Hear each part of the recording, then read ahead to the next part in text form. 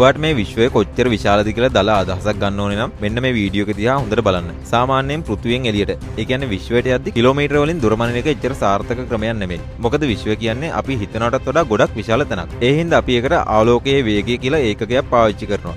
ඔයාලා දන්නවද ආලෝක වර්ෂයක් කියන්නේ කොච්චර ලොකු දුරක්ද කියලා? ආලෝකය අවුරුද්දක් පුරාවටම යන දුර තමයි මේ ආලෝක වර්ෂයක් කියලා කියන්නේ. ආසන්න වශයෙන් ගත්තොත් කිලෝමීටර ට්‍රිලියන 9.45ක් විතර වෙනවා. අපේ ශීරපතයට ළඟම තියෙන ප්‍රධානම විශාල ගැලැක්සිය තමයි ඇන්ඩ්‍රොමීඩා ගැලැක්සිය එක. මේ ගැලැක්සිය තියෙන්නේ පෘථිවියේ ඉඳලා ආලෝක වර්ෂ මිලියන 2.5ක් විතර අති විශාල දුරකින්. හිතා ගන්න පුළුවන්ද? මේ ඇන්ඩ්‍රොමීඩා කියන ගැලැක්සිය තප්පරයට කිලෝමීටර 110ක විතර වේගයකින් කෙලින්ම අපේ ශීරපතයේ පැත්තට ඇදිලා එනවා. ඒ කියන්නේ තවත් වසර බිලියන 4.5කින් විතර මේ ගැලැක්සි දෙකම එකිනෙක ගැටිලා දැවැන්ත විශාල ගැලැක්සියක් බවට පත් වෙනවා. ඉතින් අපේ ශීරපතයයි මෙන්න මේ ඇන්ඩ්‍රොමීඩා ගැලැක්සියයි ගැටිලා හැදෙන මහා විශාල ගැලැක්සිය නම ඔයා දන්නවනම් පහලින් කමෙන්ට් එකක් දාගෙන යමු.